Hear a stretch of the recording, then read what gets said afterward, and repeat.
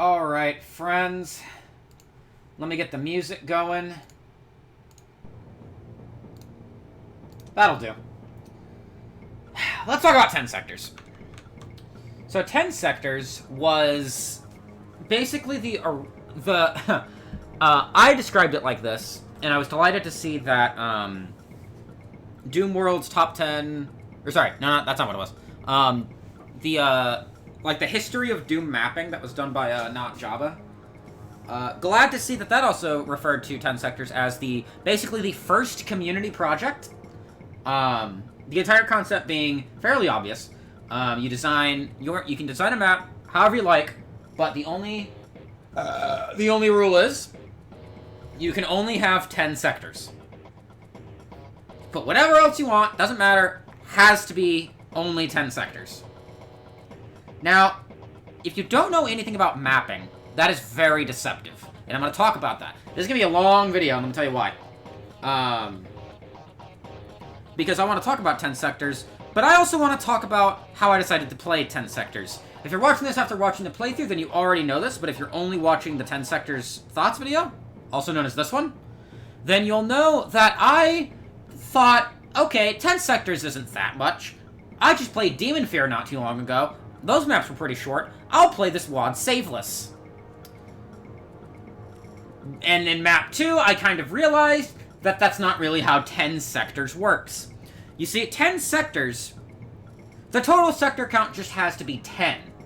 What I didn't know is that you can have 2 sectors completely across the map, completely, so far away from each other,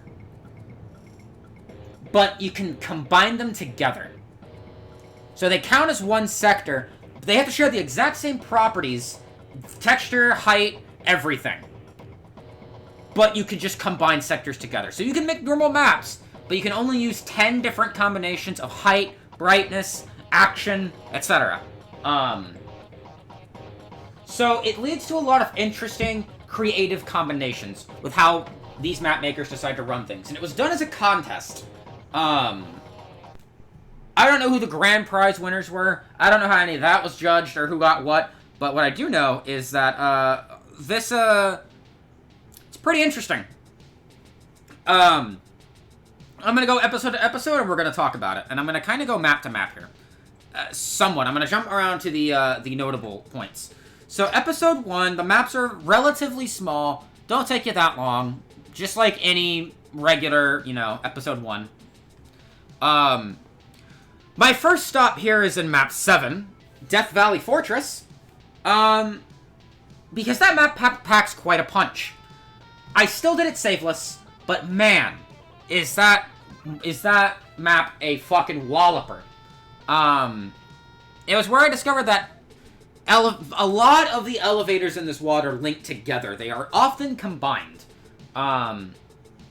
Which is a good thing, because it looks cool, but it's a bad thing because it can actually kind of throw you off the trail of where you're supposed to go in a couple later maps, and I'll explain when we get there. The next map I want to talk about is map 8, which I believe is called Frenzy. And this is an example. This is the first map that made me break the saveless rule. Let me be clear. I did say at the beginning I was going to try to do it saveless. This implies that I have the freedom to give up whenever I feel like. And map 8 was the first map to make me do so. And let me tell you why. In retrospect, map 8 is one of 2 maps I can forgive for disrespecting. By breaking the saveless rule. It was an okay map. It was just, I think I got frustrated at one point in the middle I don't remember the exact reason. And then I got to the end with the Cyber Demon circuit. And I explicitly did not want to redo the map again because of that. I was already 20 minutes into the video or something. I was far enough into the video that if I had to do another attempt on the map from the beginning, I would have gotten pissed off and quit. So, to prevent that, I just saved and said, fuck it. Which I think kind of took away from that map, because I think I would have really enjoyed it a lot more if I didn't break that rule. But I can't forgive myself for that, but I can forgive myself for the map. Because shortly after I saved, I figured out how you're supposed to do it. So then I was like, well, alright. Map 8, you get a pass. The next stop, that's pretty much like the last notable stop in episode 1. The next notable stop that I want to talk about is episode 2, and that is map 15, which is a tricky little experience. Very high enemy density, pretty decent combat, a lot of hit scanners, so you're taking a lot of chip damage. This is kind of where I started to realize that playing saveless, here's the thing with playing saveless. It really is, like Mount Pain said, it really is a gamble with your time. If it pays off, then great. If you feel rewarded after the grinding, and you finish the map and you're like, that was awesome, then great. Mission accomplished. But when you know that your time's on the line, it all comes down to your activity. It all comes down to the map. It all comes down to your skill. And when you're playing it blind like me, it all comes down to luck. Because you don't know what's coming. You don't know what's around that corner, what's behind that door. You don't know how much damage you're going to take, how high that's going to roll when you accidentally take a Baron of Hellfire Ball, when you take a Revenant Missile, when you take a scratch from an Imp. You don't know what's coming, right? And I've said a lot about what it brings out already. There's a lot of maps that suffer when you play blind like this. It hurts your experience with a lot of maps. I'm going to explain in 1 second, because the first map I want to talk about from episode 2 is map 31. Marley, the Horrible Bitch Goddess, is a fantastic map, actually. I really liked it. A lot of people don't, or I don't know how people actually think of that map, but I could imagine a lot of people not liking it. But I think it's a good map. The entire concept is that it's one big, like, canyon, kind of, and you have to skirt around it on walls and bridges and shit. And if you fall into the water, you can't get out, and it's super water, right? It's I don't know what to call it. I call it super lava, super slime. It's super water. Okay, it does 20 damage a tick. So you can't fall at all. In playing saveless, it's an intense experience. Because you can't fall. There's a lot of tight spaces, and a lot of enemies trying to hit you from a lot of different places. But I enjoyed it a lot. The next stop is map 16, which is the complete opposite. Playing this map saveless would have been a fucking nightmare. Here's why. It is the most ammo-deprived, high enemy strength map I think I've ever played. And, like, you have to go 3 or 4 separate places. One of which you have to, I think I'm doing it wrong. I was doing it wrong. But you have to make, a very tight, almost SR50 kind of run around 3 different corners to make this door. Whether or not that's how that works, I don't know. But that's not the point of the map. The point of the map is that before long, there's, the second room has, 7 Cacodemons in it. I don't think you have an SSG yet. I think you just have a regular shotgun. And you have, enough ammo to kill the Cacodemons, or enough ammo to kill everything else. Before you get the first key and get back out. Because you have to dodge the Cacodemons, go into a little area, grab a key, and then go back out. But when you try to go back out, all of the Cacodemons are blocking your way. And you either have enough, that's where I'm saying you have enough ammo to kill everything else in your way, or the Cacodemons. But you can't do both. So you have to skirt around them, which is going to take a lot of damage. Get another key, get some more ammo. I think there's a rocket launcher in the room you have to go next, and kill them all. There's not a lot of health in this map, by the way. But once you do all of that, you're like a third of the fucking way done. I don't want to talk about it anymore because it pissed me off so bad. It's the only map I've played for the channel that wasn't not even remotely fair, because that's different. That's kind of a different experience. It's the only map since then that's made me quit in the middle. I hate it and I never want to play it again. The next map I want to talk about is map 21. Another map that I hate and will never play again. I did not do map 16 saveless, by the way, and I didn't do map 21 saveless either. Map 21 has a lot of slow-moving elevators. And when I don't know where I'm going, it makes it really fucking hard to survive, right? Because I don't know what's coming. I don't know how many different slow elevators I have to wait for. And did not want to have to do the whole map again because I died 30 minutes in because the elevators are so fucking slow. You know what I mean? That was just painful. That was a painful experience. I don't want to relive it. I'm not going to play map 21 ever again. The next map I want to talk about is map 24, Hidden Facets. I forget what map 21 is called. Who cares? Hidden Facets is a lightning bolt of an experience. You have 4 paths, all enemy dense, with a switch you need to flip. You flip the switches, you go to the exit.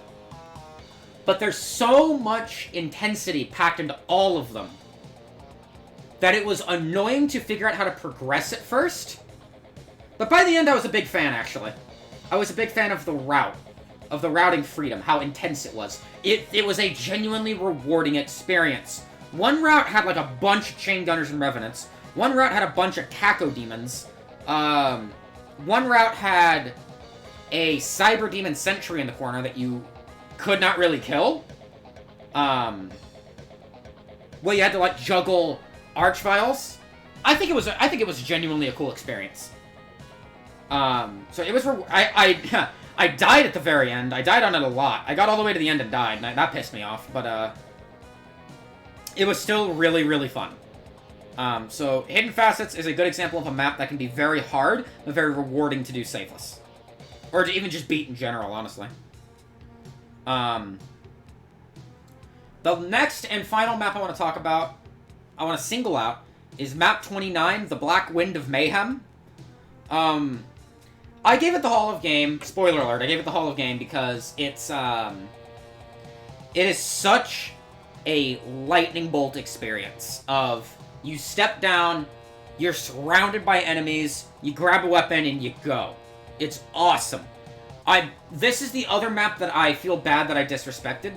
I did it mostly because I didn't want to redo all of that map again, and it was like 4:30 in the morning when I died, so I wanted to go to bed. So, map is slow going at times.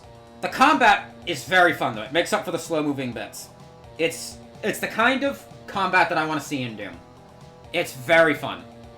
It's not even slaughtery, because it's not, like, oppressive, you know? The next map I want to talk about is... There's no map I want to talk about. Map 30 sucked, and I'm not going to talk about it. I'll be honest. But, yeah.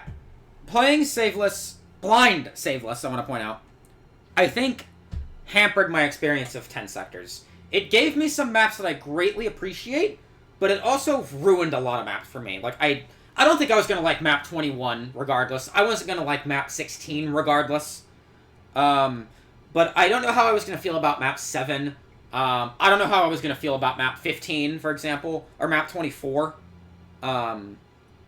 So I think playing saveless gave me appreciation for those maps, but boy, do I really wish I didn't do that. It's a good thing that I played saveless, and it's a bad thing that I played saveless. If I could go back, what day is it? June 5th.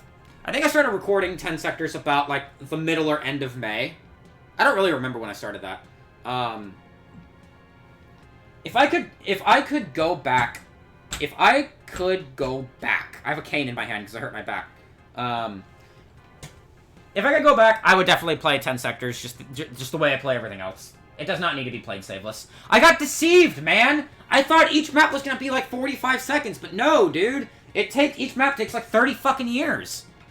Not really 30 years, but like, it takes long enough that I really, really thought that it was gonna be just a short 2-video experience.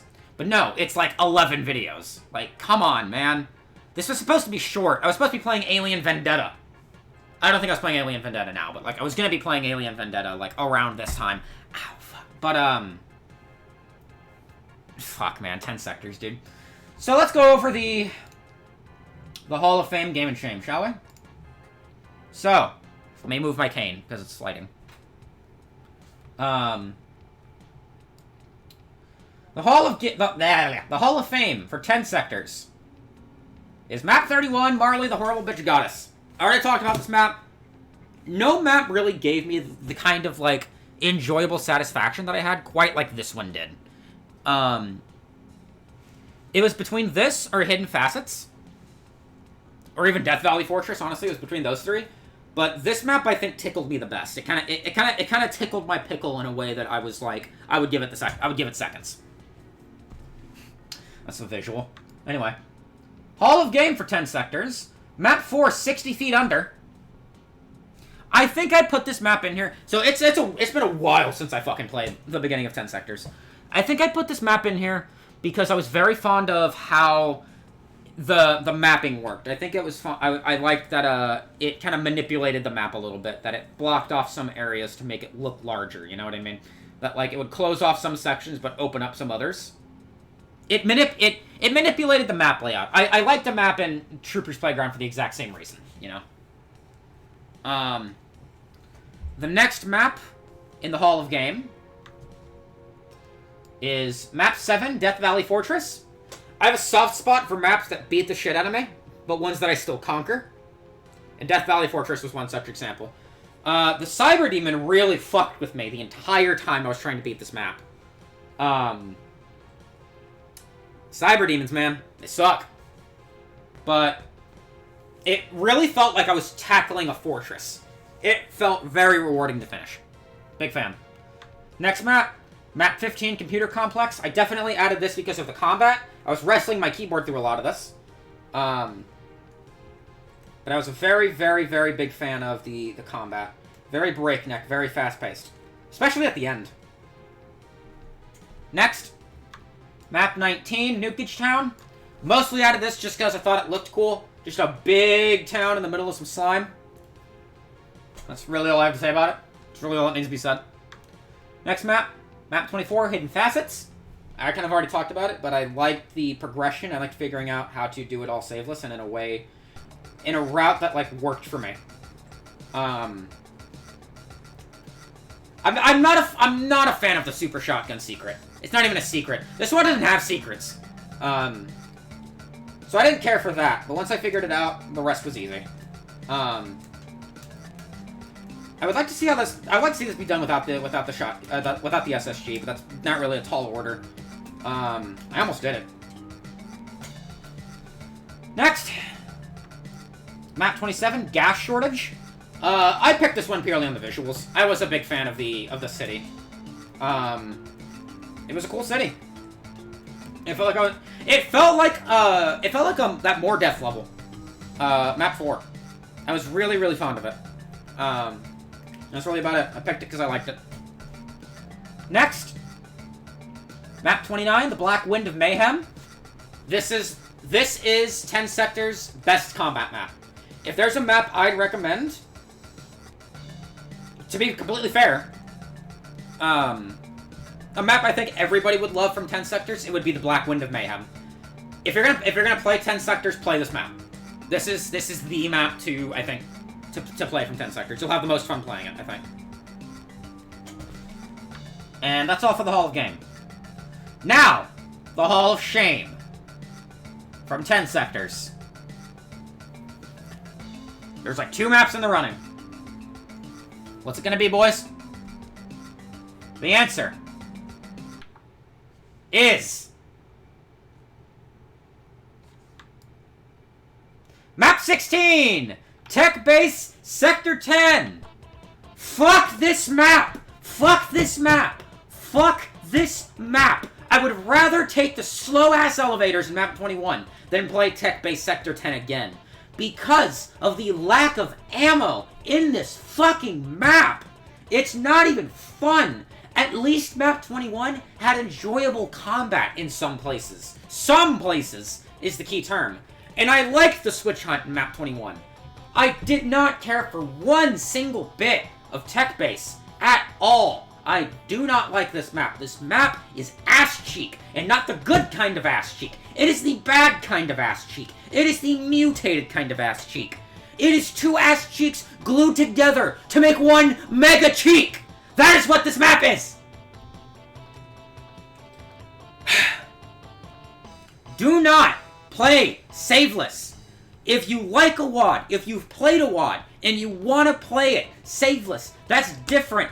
Do not play a WAD you've never played saveless. Don't do it. It's so bad. Even if you like a WAD, don't play saveless unless you want to beat it like that. You can finish a WAD however you want. You don't have to beat the WAD. You know what I mean? You don't need to play saveless. Don't do it. You're going to get hurt. If you want to do it, fine.